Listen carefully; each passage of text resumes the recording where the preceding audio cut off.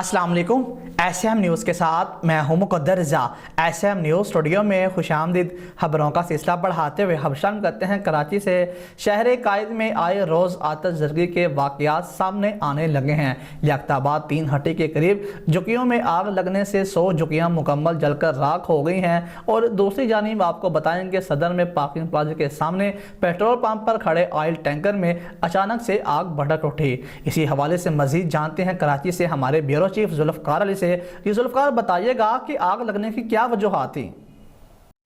जी बिल्कुल, कराची में आग लगने का अफसोसनाक वाकया। सर्दी की रात गरीबों पर क़यामत गुजर गई। कराची के इलाके लियाक़ताबाद 3 हट्टी के करीब झुग्गियों में आग लगने से तमाम 100 झुग्गियाँ जल गईं। पेट काट कर बचाई रकम खाक हो गई। घर और कारोबार का सारा सामान जल कर राख हो गया।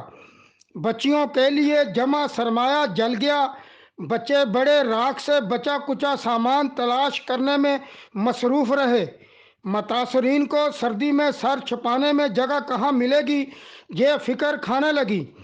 देखें मुक़द्दर भाई, लियाक़ताबाद 3 हट्टी के करीब झुग्गियों में आग लगने से 100 झुग्गियाँ मुकम्मल तौर पर जलकर राख हो गई हैं।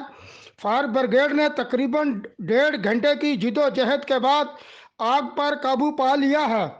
ताहम आग लगने की वजह अभी तक मालूम नहीं हो सकी है।